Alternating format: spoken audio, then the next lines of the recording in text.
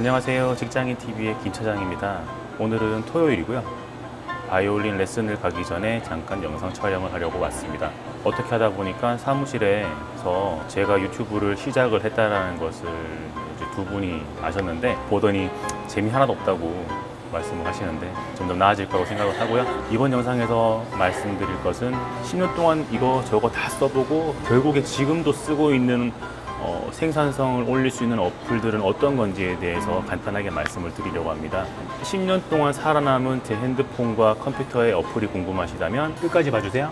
일단 지금 제가 가장 많이 쓰고 모든 아이패드나 핸드폰이나 컴퓨터나 모든 장비에 다 설치되어서 쓰는 게 크게 세 가지가 있는데, 구글 캘린더와 에버노트와 워크플로위, 이렇게 세 가지를 사용을 합니다. 이 세 가지 프로그램의 활용은 각각 다른데 지금부터 말씀을 드릴게요. 우선 구글 캘린더입니다.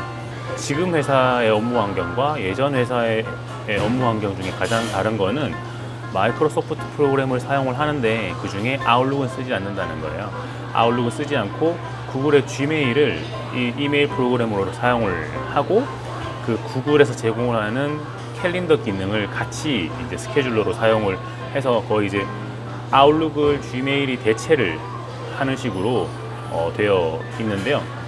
제 핸드폰이 이제 안드로이드 기반이고, 회사의 프로그램들이 스케줄러 같은 것들, 이메일이 회사의 스케줄러나 이메일이 모두 Gmail이기 때문에 이 두 가지가 제 핸드폰이랑 아니면 다른 뭐 아이패드나 이런 데서 다 한꺼번에 보여서 개인 일정과 회사 일정을 같이 조율할 수 있는 부분이 가장 큰 장점이라고 생각을 합니다.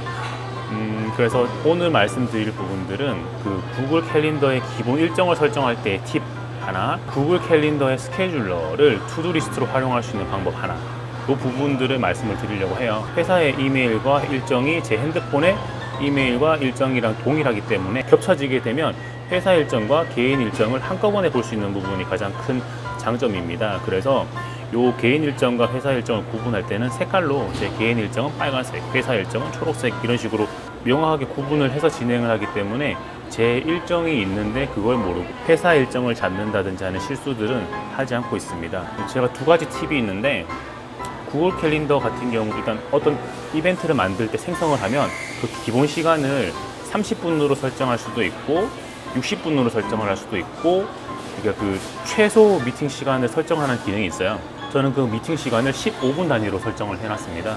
왜냐하면 회사 일들이 워낙 촘촘하게 짜여 있고 실제로 미팅을 해보면 막 1시간, 2시간씩 미팅이 필요한 경우들도 있지만, 대부분의 경우는 뭐 내 상황이 이렇고 네 상황이 이렇고 어떻게 할까 로 이제 미팅이 끝나는 경우들이 많기 때문에 미팅 시간을 30분으로 해놓으면 30분 동안 미팅을 하고요, 60분으로 설정을 해놓으면 60분 동안 미팅을 하는 경우들이 굉장히 많은 것을 알게 되었습니다. 미팅 시간을 잡거나 아니면 제 개인적으로 뭔가 타임라인을 잡을 때 그 시간을 15분, 이제 15분보다 더 짧으면 뭔가 집중을 할 수 있는 시간이 너무 짧기 때문에 한 15분이 적당하다고 생각을 해요. 그래서 15분으로 설정을 해 놓으면 미팅에 참석하는 다른 사람도 시간이 별로 없으니까 바로 단도직입적으로 본론으로 들어가고, 그리고 미팅이 결론이 안 나면 다음에 다시 잠깐 보자, 15분만 이라고 하는 식으로 이제 일정을 짜는데, 그래서 15분으로 해 놓으면 진짜 미팅의 에센스에 집중을 하고 미팅을 끝낼 수가 있다라는 부분을 찾았기 때문에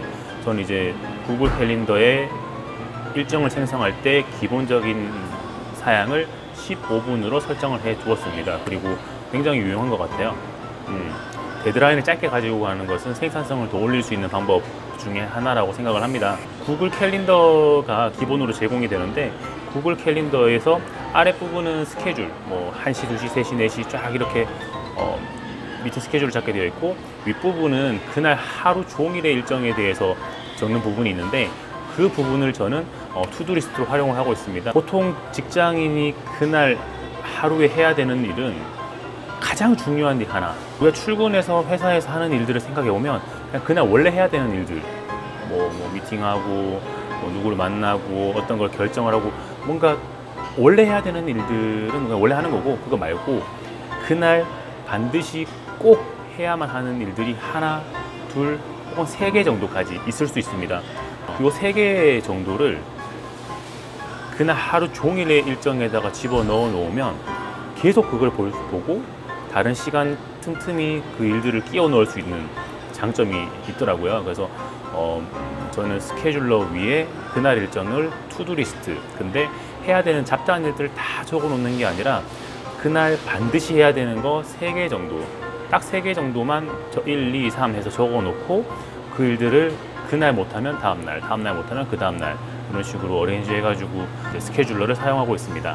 그날 하루의 일을 누구 생일 이런 게 거기 하루 종일 있을 필요는 없더라고요. 그날 반드시 해야 되는 거 1, 2, 3 이렇게만 해가지고 활용을 해보시면 이게 되게 좋아요. 두 번째는 에버노트인데요. 에버노트는 워낙 많은 분들이 이미 사용을 하고 계시는데 제가 에버노트를 쓰는 법에 대해서 좀 말씀을 드릴게요. 회사 생활도 하지만 짬짬이 생각나는 것들 글을 써서 글 쓴 걸 브런치에 올리기도 하고, 제가 다른 책들을 준비하는데 그 자료들을 모으는 공간도 필요해서 거기에 에버노트를 쓰고 있습니다. 지금 다니는 회사에서는 또 원노트를 기본으로 쓰는 분들이 되게 많더라고요.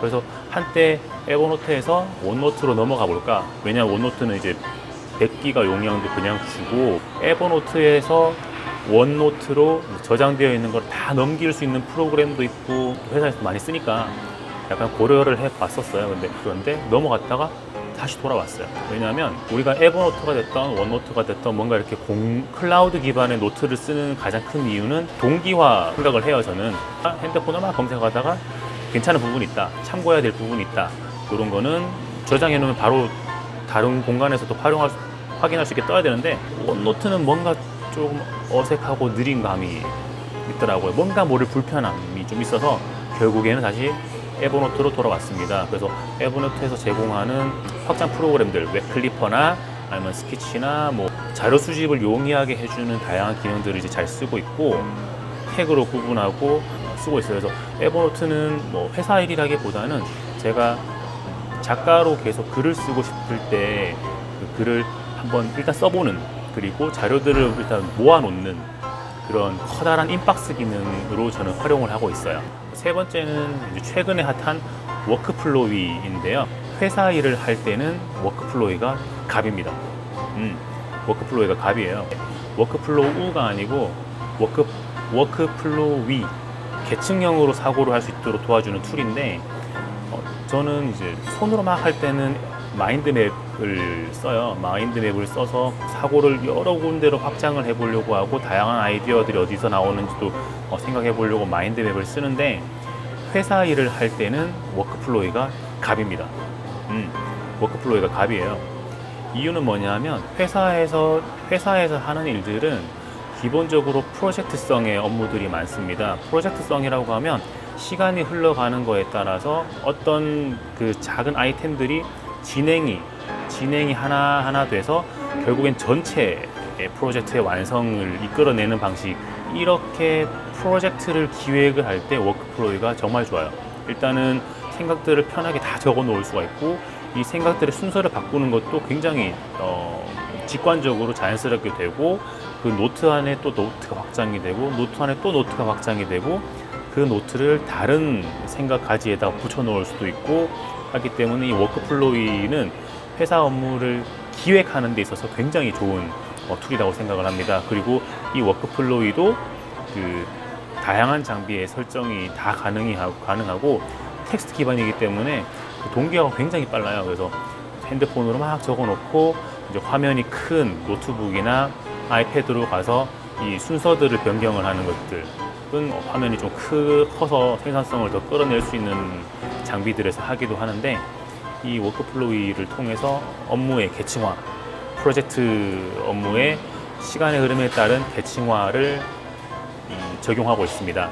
이번 영상도 제가 잠깐 커피 마시러 들어와서 촬영을 하고 있는데요. 10년 동안 제 핸드폰과 컴퓨터에 살아있는 생산성 어플들에 대해서 간단하게 말씀을 드렸습니다. 기본적으로는 모든 사람들이 해야 되는 스케줄 관리의 구글 캘린더와 구글 메일, 그리고 두 번째는 다양한 자료들을 저장하고 기록하고 보관할 수 있는 에버노트, 세 번째는 회사의 프로젝트성 업무들을 자유롭게 나열을 하고 자유롭게 섞을 수 있도록 도와주는 워크플로이, 이렇게 세 가지에 대해서 간단하게 말씀을 드렸습니다. 생산성을 올릴 수 있는 이 세 가지 툴에 대한 이번 영상이 좋았다면 좋아요랑 구독도 눌러주시고요. 짧지만 도움이 될 수 있는 영상들을 자주 올리도록 노력하겠습니다. 직장인TV의 김 차장이었습니다. 생산성 높은 하루들 보내세요. 화면을 녹화를 하면서 말씀을 드릴 수 있는 방법을 공부를 해서 캘린더를 관리하는 방법이나 워크플로우에서 어떤 내용들을 제가 써서 일을 하고 있는지를 간단하게 보여드릴 수 있는 기회를 만들어 보도록 하겠습니다.